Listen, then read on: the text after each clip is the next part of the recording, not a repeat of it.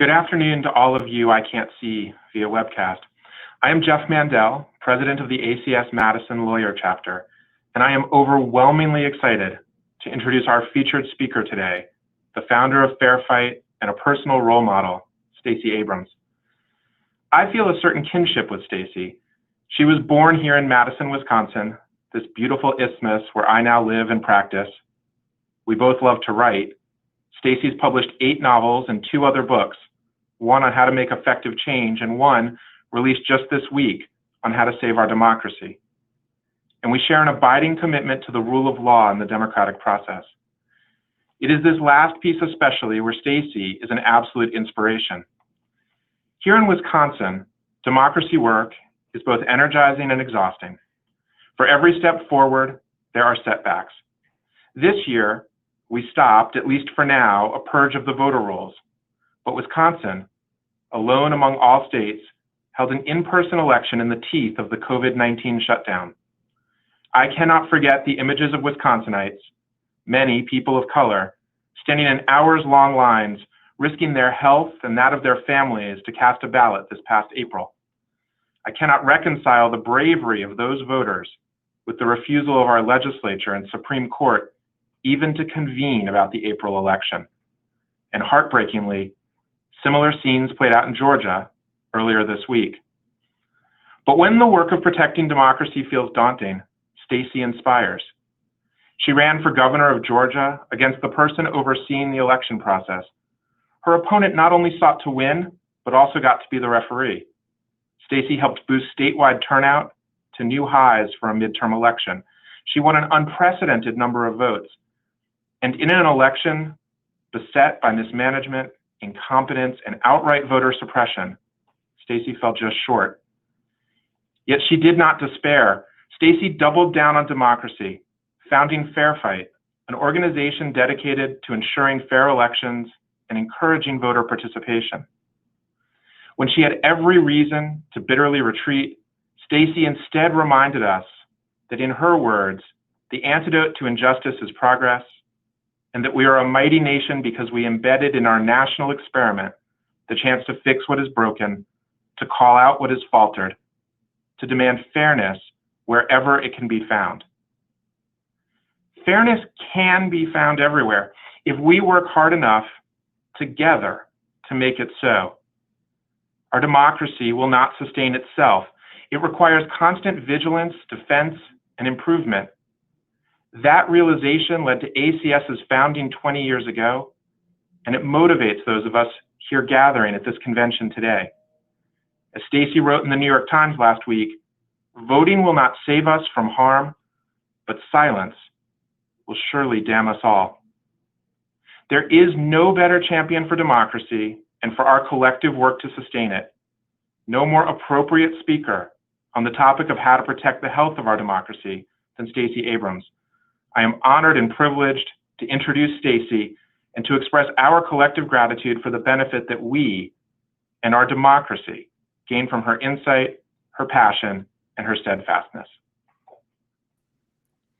Thank you for such a generous introduction, and hello to everyone.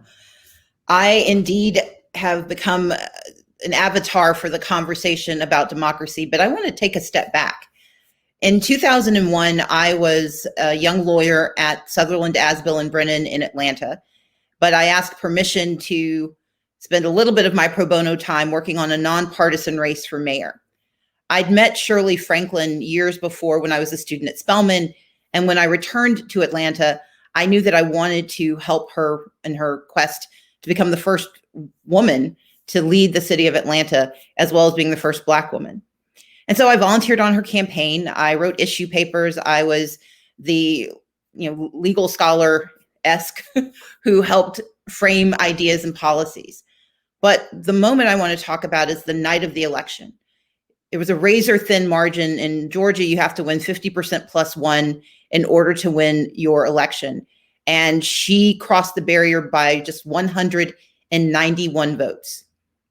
But that evening, as the votes were coming in and as the tallies were being toted up, I sat in a small room in the administration office watching.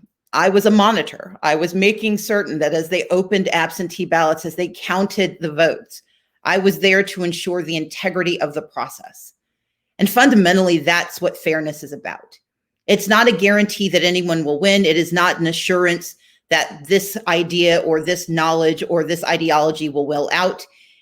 Our mission is to ensure the integrity of our democracy, because it is at its best when every eligible vote can be counted and when every voice can be heard. In 2018, when I stood for governor of Georgia, I ran in a partisan race, but I talked to everyone. And I did so because I believe in our democracy. I believe in it to my bones, because I was raised with the understanding that democracy is how we get change. That is how we make progress. But I was also raised to understand that progress did not guarantee success.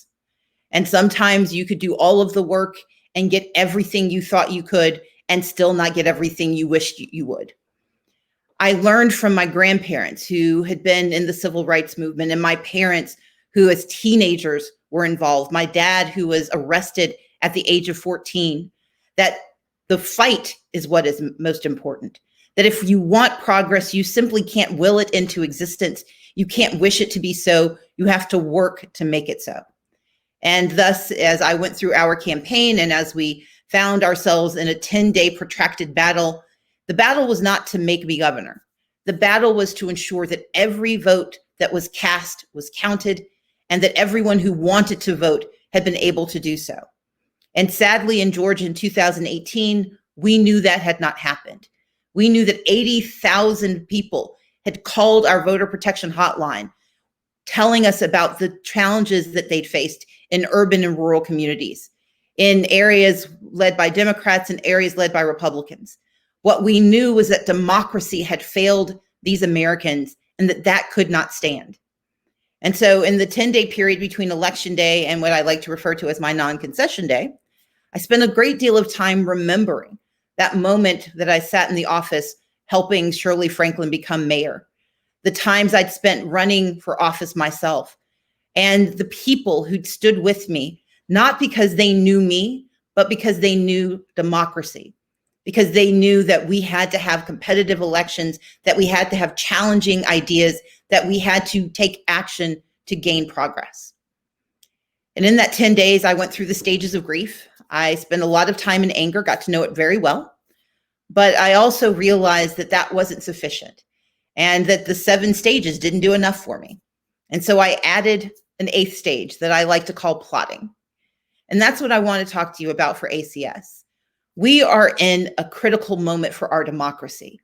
And whether you're a judge, a practicing lawyer, a young law student, if you're someone who's ancillary, auxiliary, thinking about these issues but not sure where you fit in, our responsibility is to focus on the fight. That's why I launched Fair Fight. It's why I launched an organization and an ecosystem that looks at how we ensure access to democracy. We work hard every single day, not only in Georgia, but in 18 states, helping stand up voter protection teams that can thwart what we saw happen in Wisconsin, can respond to the collapse that we saw in Georgia, but can also lift up the good things that are happening in states like Michigan and Nevada, where good is trying to happen, but sometimes runs into the buzzsaw of those who do not want to see progress. Our responsibility through Fair Fight is to provide access and training, but it's also to provide advocacy, to lift up the voices of those who know that our democracy only works when every eligible person can participate, and that it diminishes us all when there are any moments where those folks are pushed out. And voter suppression, which has become the rallying cry that I've been lifting up for the last year and a half, voter suppression exists when you can't register or stay on the rolls, when there are challenges to your ability to cast a ballot, and when there are challenges to that ballot being counted. We know that 21st century voter suppression does not look like 20th century suppression. In the 1950s and 60s, there were dogs and hoses. There were these moments glaring in our faces as John Lewis crossed the Edmund Pettus Bridge. There were moments that we burned into our hearts and into our minds. That's what we think of as suppression. But today's suppression is much more sophisticated and unfortunately equally effective. Today's suppression is a labyrinth of laws and rules, administrative hurdles, and unfortunately difficult to translate problems. We know that in every state in our nation, there are those who want to be heard who may not be. And our responsibility is to know that no matter where you live in America, your access to democracy should not diminish. And that means we have the responsibilities as attorneys, as paralegals, as the folks who are adjacent to the law. We have the obligation to ensure access. And as we head into the 2020 November elections, knowing that these elections cannot be moved, we have a superior responsibility to demand that we have the most expansive, eligible elections that we've had, that fairness be our guiding principle, not partisanship. Now, I know it sometimes sounds a bit disingenuous for someone who has run under a partisan banner to suggest that elections aren't partisan. The selections we make are, and I absolutely acknowledge that. But the election process, the democracy process, should not countenance whether you're a Democrat, a Republican, or an independent. The process itself should be inviolate and should work no matter where you are, no matter where you live. Your zip code should not determine the level of democracy to which you have access. And in the United States of America, as a nation that holds itself out as the exemplar of what we should be as a democracy, we are failing our people every time we fail in our elections. What happened on Tuesday in Georgia was a combination of malfeasance and incompetence, both of which are curable problems. But they are only curable if we hold our elected leaders accountable for solutions and if we work together to push legislation, litigation, and advocacy to solve these problems. We're in the midst of two dramatic moments in the United States. There is the pandemic, a public health crisis, and an economic collapse. But we're also in the midst of a conversation that is long overdue about systemic racism and systemic injustice. And the reality is these two things are intertwined, because we know that the very people who are the most likely to be affected by systemic racism are also the most likely to contract COVID-19 and to die from it. We know that those who are worried about systemic inequities are the most likely to not get their jobs back or to be forced to be essential workers. We know that the policies of our nation reinforce either the best that we are or the worst we can be. And my challenge to you is to participate as you can to ensure we are the best we can be. And that begins by making sure that in your communities, you are signing up to help with election protection, that you are signing up long before the November elections to ensure that the people that you will serve know their rights, that they understand and have been educated about the fact that vote by mail is available in 39 states without excuses, and that in 16 states you can do it, but we have to navigate what the challenges are. Make certain people are educated about the fact that there are those who cannot vote by mail, people who are disabled, some who have language barriers, those who are homeless or displaced, and those who attempt to vote by mail but can't do so. And that means that we have to have not only local and state action, but we need to demand federal action through the HEROES Act, which will fund and appropriately support elections in our nation. Again, this is not a partisan question because this is a bipartisan demand. We cannot serve our people if they cannot be heard. And that is what we must do. In addition to creating Fair Fight, I also created an organization called Fair Count, and I'm going to take a point of privilege to remind everyone to fill out your census. And as a legal matter, we need the census to be right because it's how we allocate $1.5 trillion every year in economic power, but it's also how we distribute political power in our country. And as lawyers, we need to understand not simply the structure, but the inputs. And that is why the census is so critical. As you go through this convention, I want to urge you to remember that we have an opportunity to build the America we deserve, that we have the opportunity and the responsibility to speak for those who cannot be heard, and that together, if we do the work, we don't simply fix democracy for America, we retain our role and actually expand our view of how we safeguard democracy for the world. Authoritarianism is creeping in once again, and the weakened democracies that we've seen fall over the last decade prove that we are not immune, but we can fight back. And that means that we fight back by doing what we know to do, which is make certain that our democracy works for all.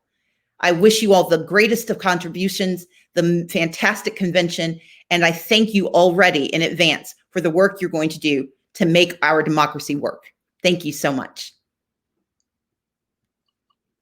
Thank you so much, Stacey. We are so lucky to have had you address us. Those were wonderful remarks, and thank you for all you do to protect the right to vote. You know, Jeff introduced you, and Jeff, of course, is the wonderful president of our ACS lawyer chapter in Madison. It's just kind of downbeat to realize that the two states that have become the symbol of all this awfulness are Georgia and Wisconsin. It's not my fault. It's not your fault. It's not my fault. But if you look at you and then at Jeff, and what you see is the face of resistance to the attempt to destroy the right to vote. So we are extremely grateful to you and look forward to working with you in every way possible. Thank you, Senator. Thank you all. Thank you. I'm Russ Feingold, the ACS president. Thank you all for being here for our final 2020 convention panel. Let me send a sincere thank you to our generous sponsors for supporting our important work throughout this year, including this convention. Please consider becoming an ACS sponsor. We also welcome any contribution at any level. Just use the donate link on our website at acslaw.org. Also, if you're seeking CLE credit for today's session, the moderator will provide instructions at the end of the breakout session, so please stay tuned for that. As we now continue our theme of protecting democracy, it's now my pleasure to introduce Jessica Huseman, who will facilitate the next conversation. Jessica is a reporter at ProPublica, where she covers voting rights and election administration. She is the lead reporter for ProPublica's Election Land Project, which helps hundreds of newsrooms across the U.S. cover ballot access issues in real time.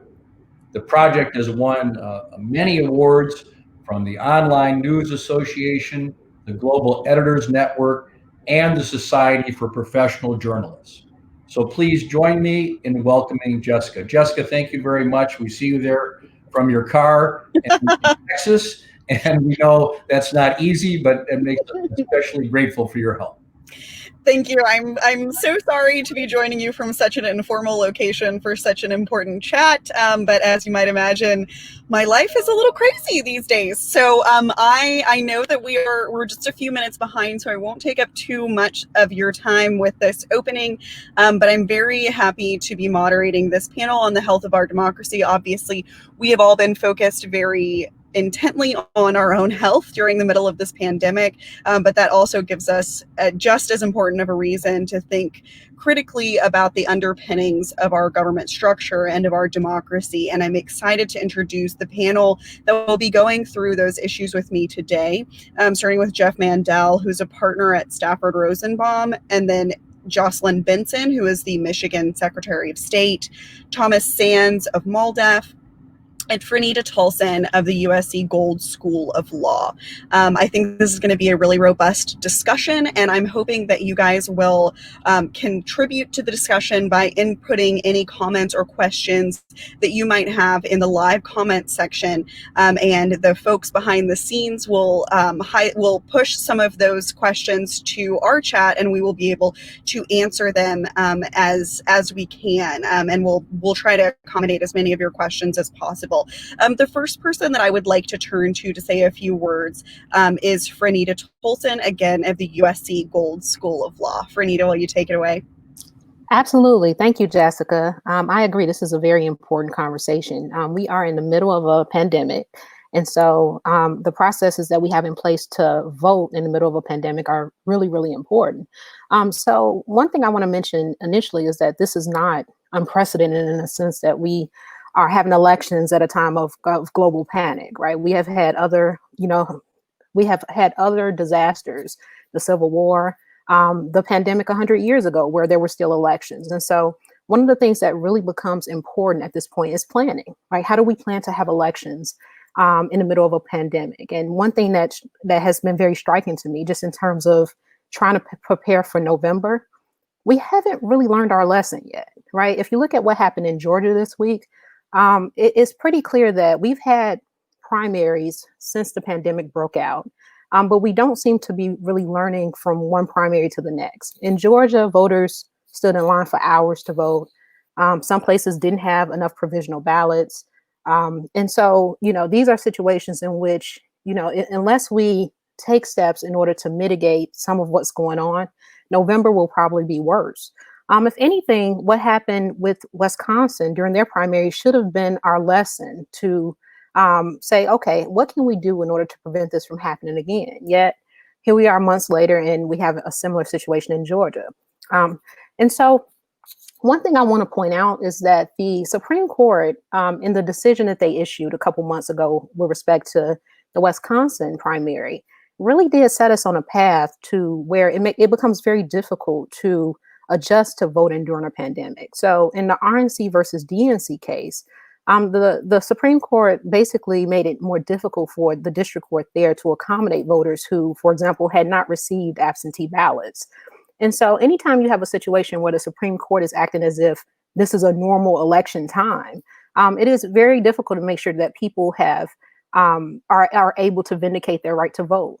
And so, one thing that came to me in listening to Stacey Abrams speak is that we have to plot, right? We have to sort of jump over the first 7 stages, and we have to plot. We have to figure out what are the ways in which we can adequately prepare for November, despite the fact that we are really, it really is an uphill battle. And so I think that has to be a very important part of the conversation.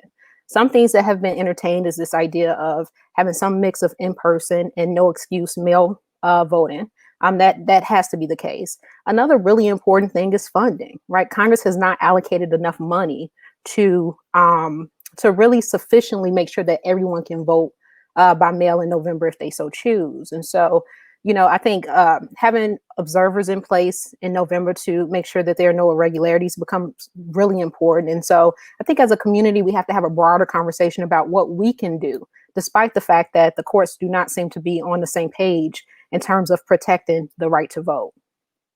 Okay, thank you so much, Fernita. I just have a quick question for you before we move on to Secretary Benson. I've been watching election administration court cases play out for now 4 years as I've covered this beat. And one of the things that's always been very concerning to me is that this litigation tends to go on very, very close to election day. And so voters become more and more confused as time goes on because things are changing so rapidly Right. weeks before the election. And it would seem to me that problem is even more magnified in a pandemic situation where people are already confused and the ground is shifting beneath us almost constantly. So I'm wondering if you can speak to that. Do you feel like courts have a heightened sense of awareness around not changing things even more than they're already changing? How does that look for you ahead of this election? So I do think that, there's a principle in election law where the court does not look favorably upon last minute changes to an election, right? If you look at the Supreme Court's decision regarding the Wisconsin primary, they applied that principle. But another story you can tell is that the court also sort of changed the election rules close to the election, right? Because the district court had already sort of spoken to this need to have a broader timeline in order to accommodate people who had not received an absentee ballot. And so, yes, it's an important principle. It crops up from time to time, but at the same time, it should not be used as an excuse to disenfranchise people. So one thing I like to caution against is sort of having norms that speak to our elections and adhering to those norms so closely that it ends up blocking what we need to do to have an actual democracy, right? And so we may have a norm of not changing election rules post the election, but when the state messes up, we need to have a procedure in place that actually is voter-centered. And I don't think that we really do that. And so, yes, it's important, but it should not be dispositive in all cases. Okay, thank you so much, Fernita. I really appreciate that perspective. Next, we're going to go to Jocelyn Benson, again, the Secretary of State for the state of Michigan. Miss Benson, will you take it away?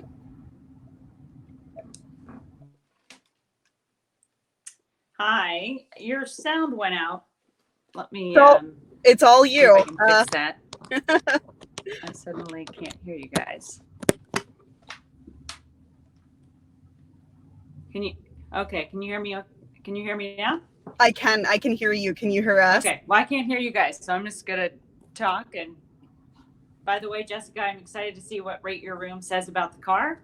Should be good I don't know, maybe you'll get an 8 out of 10. So thank you for having me here today. As an attorney, as the former dean of a law school, it's great to be able to join you all and talk with you about the important role you all have to play in making sure that our election works well for November and for any other elections that we have this year. Now, here in Michigan, we've had 2 elections already this year, one in March 10th, notably the day prior to the World Health Association declaring the coronavirus a global pandemic. But our first statewide election under which we had a statewide vote by mail option for all of our citizens.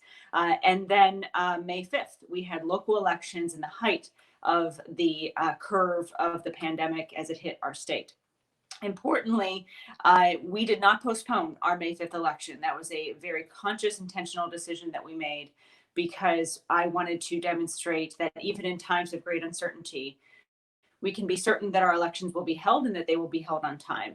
Plus, there was no evidence. I like data to inform my decisions. There was no evidence that postponing elections would do anything that would improve, at least from our standpoint, the planning that we already needed to do to execute a successful election.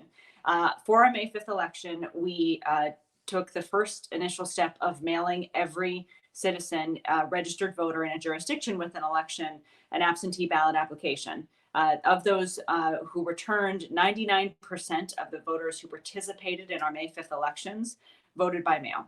And we found that an official mailing of the absentee ballot application was a critical factor in that success. That also meant that the people choosing to vote in person on May 5th were present, and we created that option, that safe in-person option that we formulated by providing PPE for our election workers, as well as creating social distancing framework for the precincts to operate in a way that enabled distancing and safe physical distancing. But what we found was of the 1% of voters, about 900 who voted in person that day, they came in at about 2 an hour and 2 or 3 per hour, and there were no lines, and there was complete safety in that in-person option as well. So our goal with that May 5th election was essentially to provide a model demonstrating exactly how you hold an election in the midst of a pandemic. You do so with proper planning, with data-driven decision-making, and ensuring voters have safe choices on how to select their ballot. The success of that election was born out of the fact that there was no fraud, there were no problems, and there was high turnout. 25% of the citizens in those jurisdictions voted on average, which is about which is twice a local election turnout. Obviously, it's low turnout for those of us who want 100% turnout, but at the same time, local elections typically have 10 to 15% turnout. So for us, it was higher turnout than ever before in a May local election, again, in the midst of a time of great uncertainty of a pandemic, and also underscored exactly how we can operate an election statewide and scale up that blueprint for our August primary, which is statewide, and of course the November election. The last thing I want to emphasize, and this is really critical for everyone watching today to know, the challenges that I've seen and that you see in other states really, in my view, circulate around the fact that we need to embrace the fact that democracy is a team sport. It requires partnerships at every level to work, and it requires people, well-trained, committed, nonpartisan, individuals dedicated to fair, safe, accessible, and secure elections.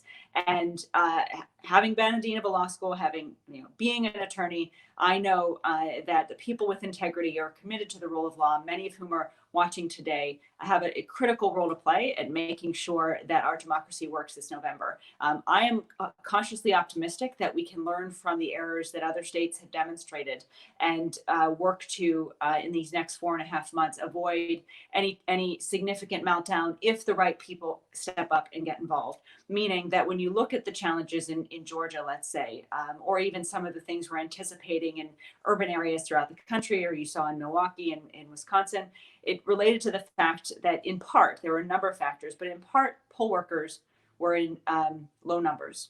And so everyone watching today basically should commit to being an election worker this November.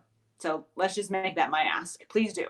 If you're in Michigan, you can sign up at michigan.gov/democracymvp.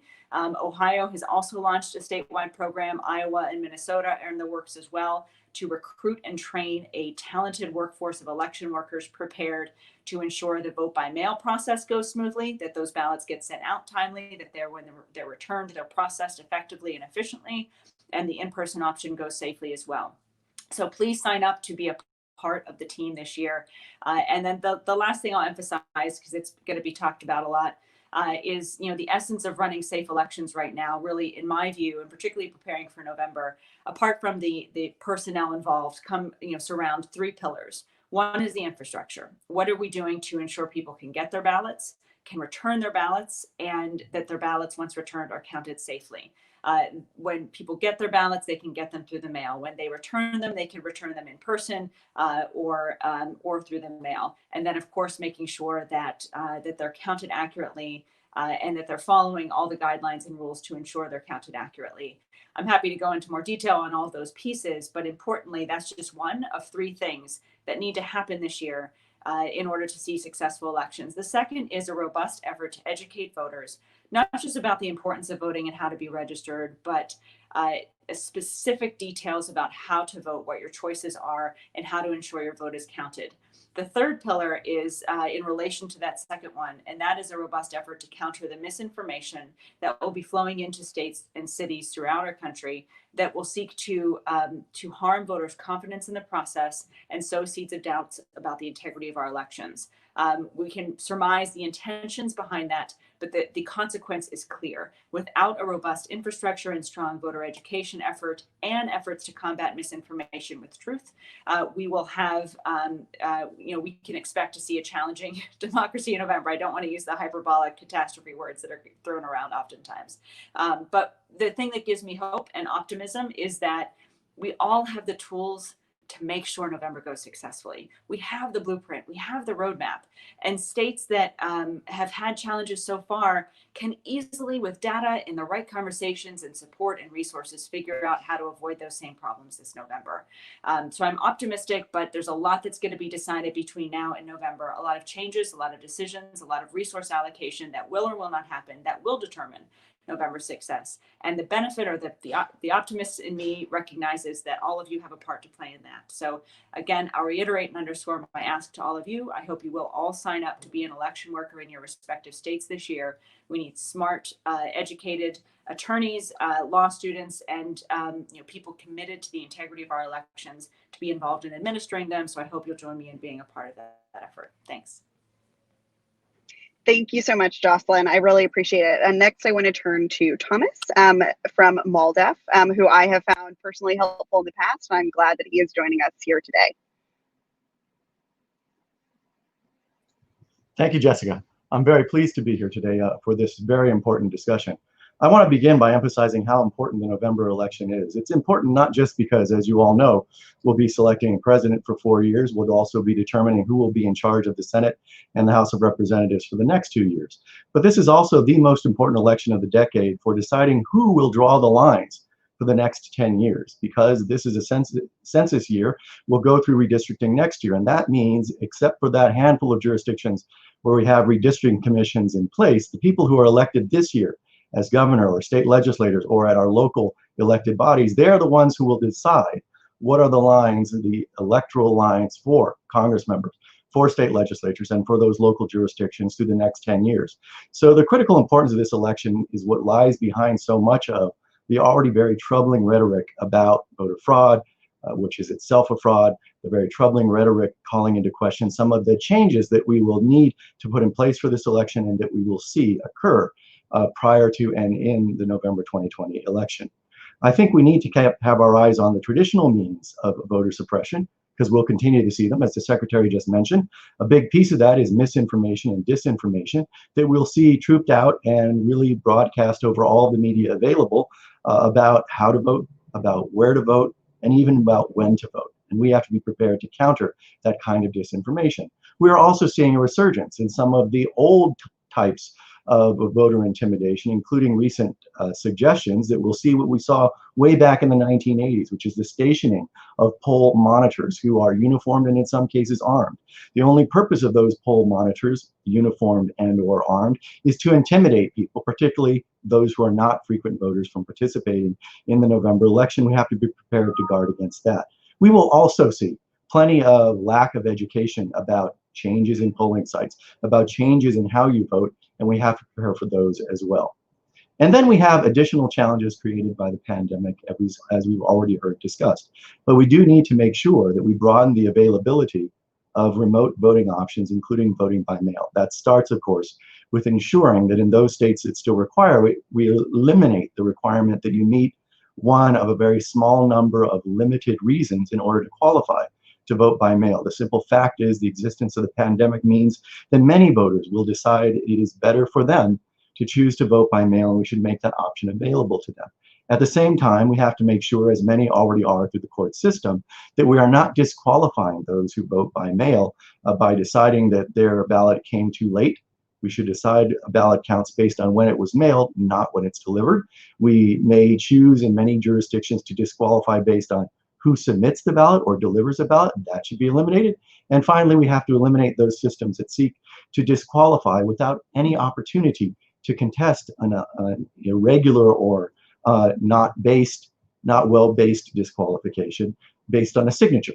So we have to put in place the mechanisms that will prevent votes by mail from not being counted from legitimate voters. At the same time, of course, behind all of this, we face the ongoing disinformation about the fact that more people will choose to vote by mail.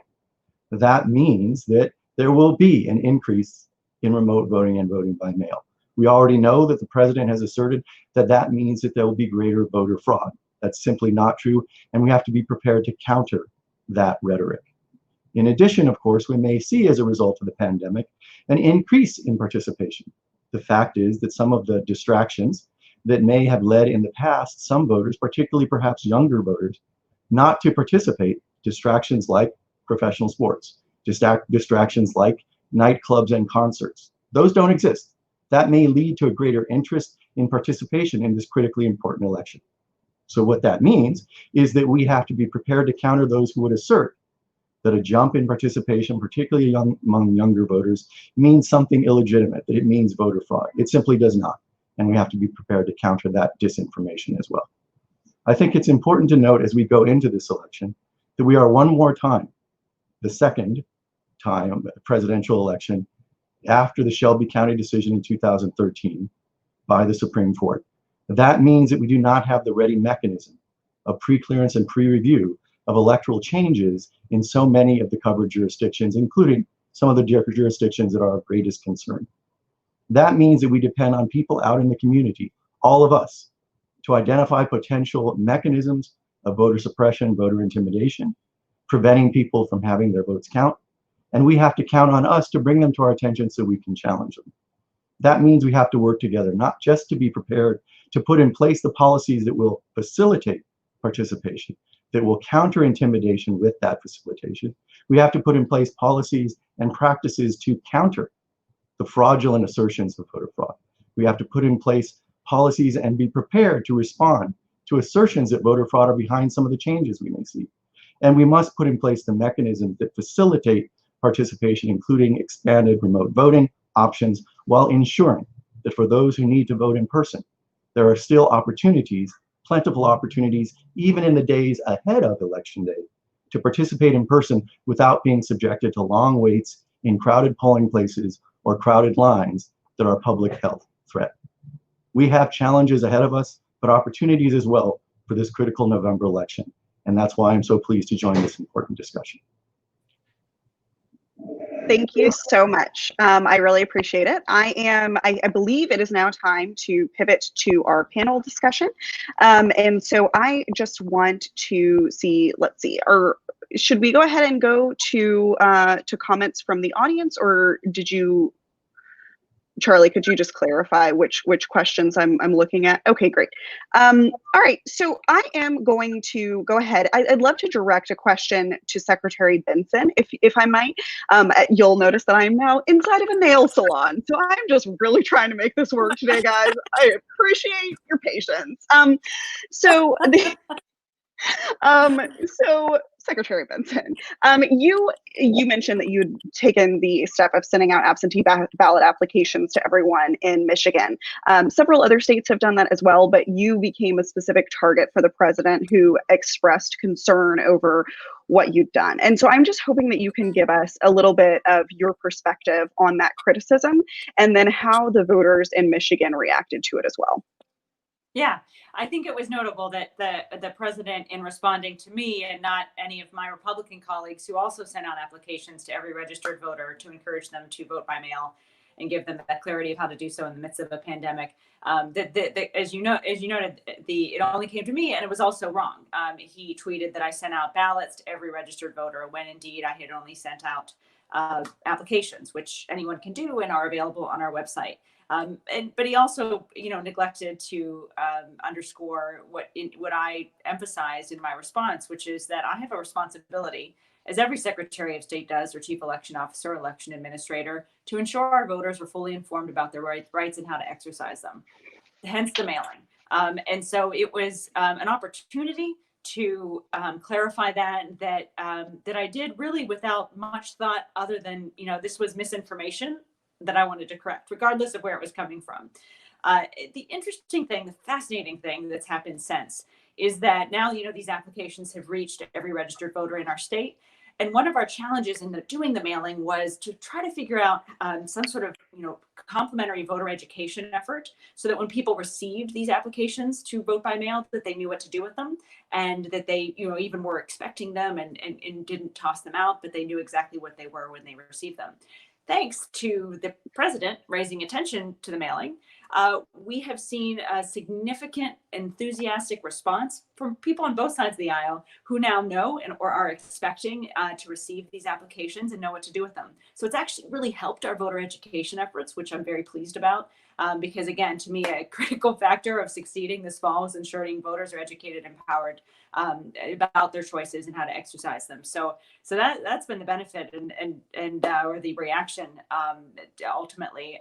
And so, I'm grateful for anyone elevating what we've done in Michigan, including the president, and it's, in fact, benefited voters on both sides of the spectrum who now know to expect and what to do with their application when they receive it.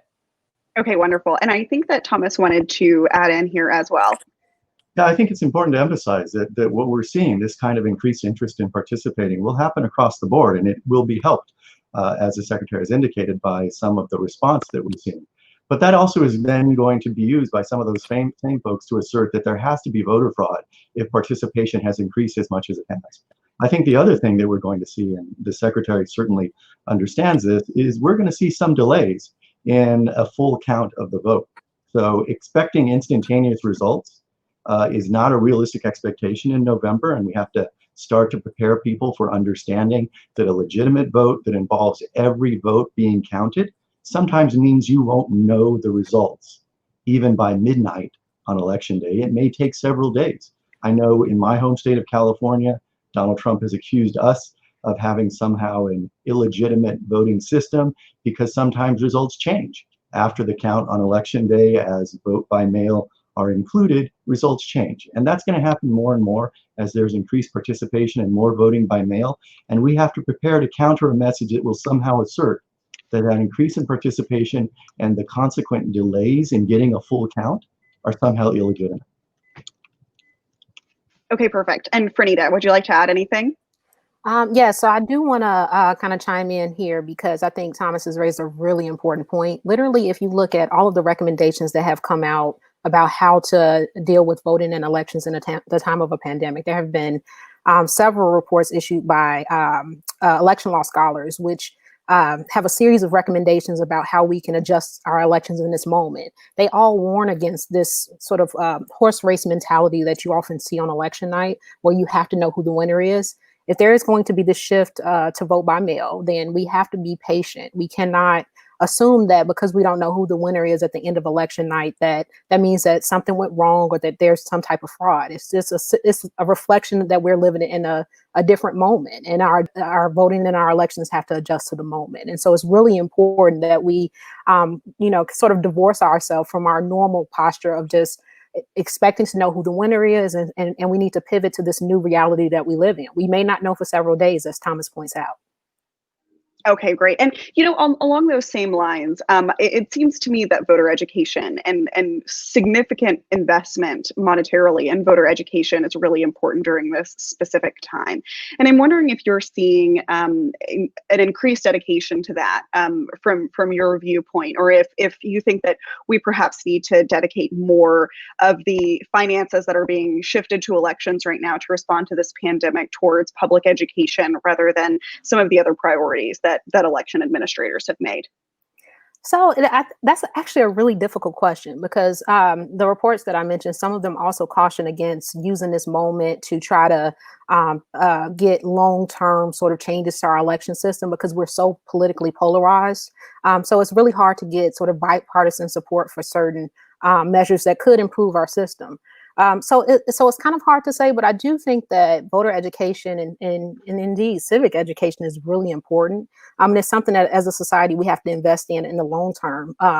But one of the upsides of the tragic murder of George Floyd has been an increased sort of awareness of the importance of participating in both political protests and turning out in November, right? People, I think, recognize that in order for there to be meaningful systemic change, we have to be assertive on all fronts, including, hitting the streets and protesting as well as voting. So even if there isn't an official investment in increasing voter awareness and information, I think that voters have heightened awareness because of the circumstances of the moment.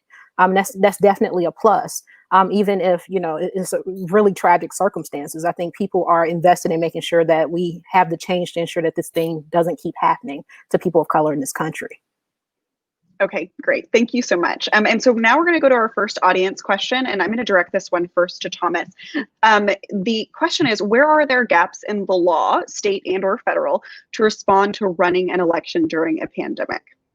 I think it's a great question, and I think the biggest gap is one that we've talked about a bit, and that is we didn't anticipate the need to make absentee remote voting, vote by mail, more broadly available. There are too many states, particularly I would cite the state of Texas, the second largest state, a state with a huge Latino electorate, a huge African-American electorate, where there are still only limited reasons that permit you to qualify to receive an absentee ballot or an opportunity to vote by mail. We need to expand that in the midst of a pandemic. Unfortunately, the Texas courts have concluded that fear of the pandemic is not a reason to provide you with the opportunity to vote by mail. So many Texans are going to be forced to participate in person.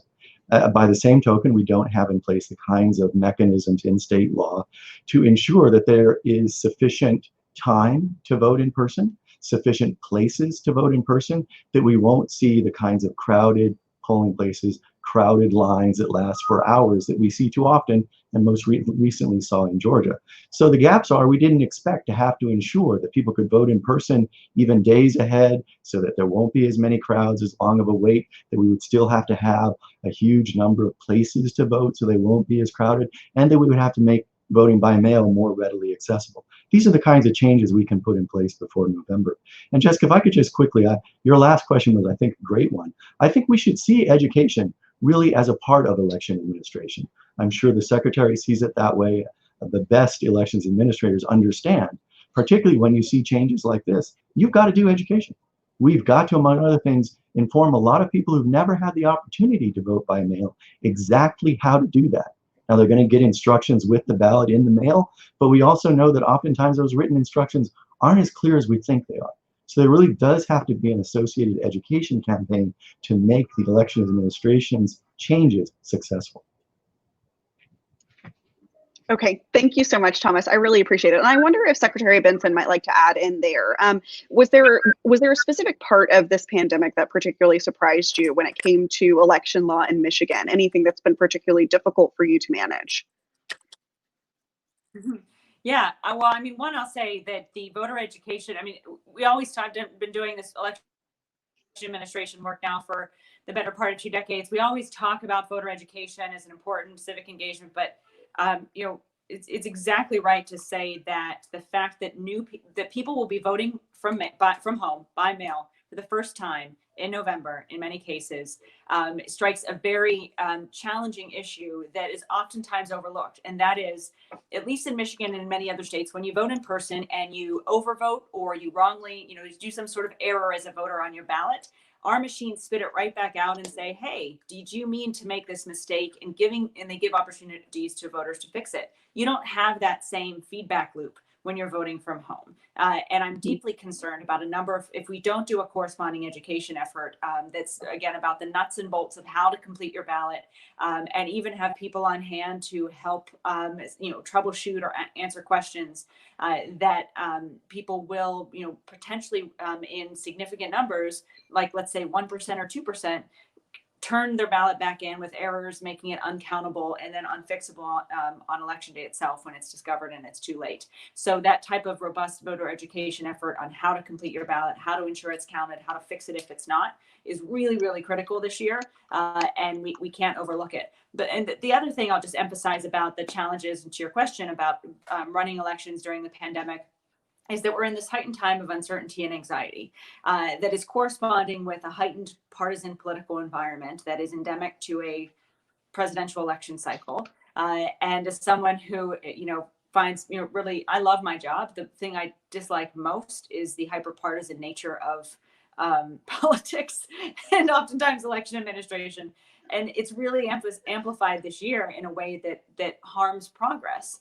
And it's very frustrating because, you see this happening in Iowa, for example, where you have a Republican Secretary of State who mailed out applications for people to vote by mail. And then you have a Republican-led state legislature now trying to block his ability to do so in the future for political reasons. And that type of stuff is extremely frustrating because want to say, we don't have time right now to play these games. We have elections to run, and we have to do them well, safely, and securely for every voter, regardless of how they vote. So I'm quickly losing patience for those who will take this time to really lean into people's fears and anxieties to cause them to fear voting at a time when their votes matter more than ever. Okay, great. And then we have a second question from the audience. And Jocelyn, I'd love for you to tackle this one first. Does the panel support an early in-person voting option, for example, 4 weeks before Election Day, as a tool for increasing voter turnout and flattening the work curve for election officials?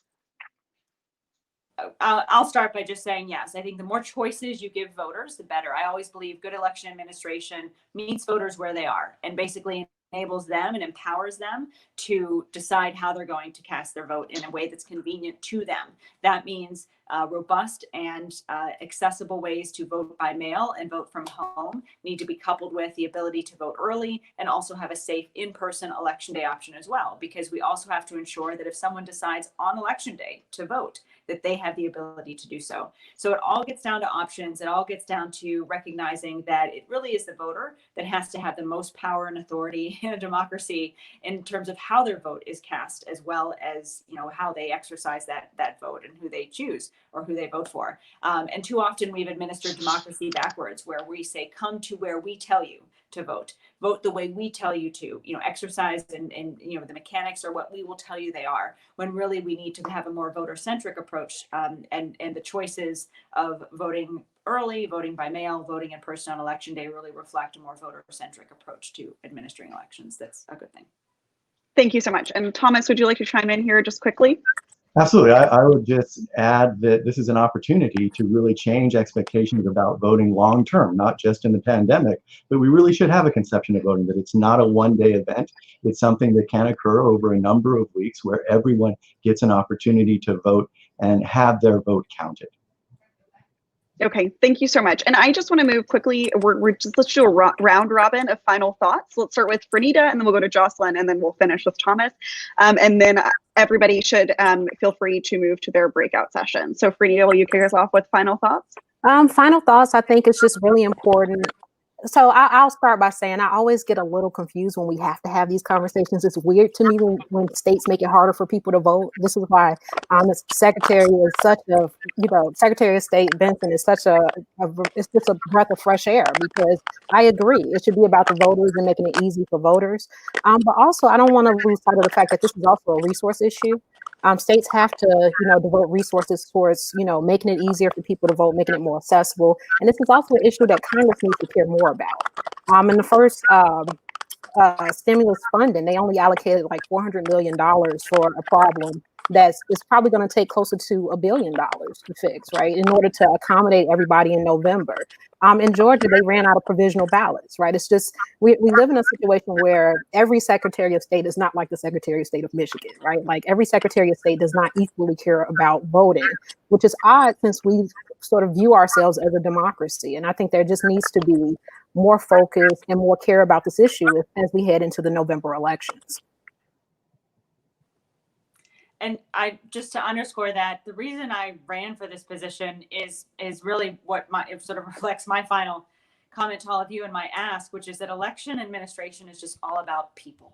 If you have good people who are committed to voters and committed to nonpartisan, data-driven election administration in positions where they're making decisions, you can solve a lot of these problems. I, became an attorney because I wanted to do civil rights and election law, and I realized, we were always suing secretaries of states to compel them to do the right thing. And I was like, well, what if I just got in there and did the right thing? Like, would that help improve efficiency?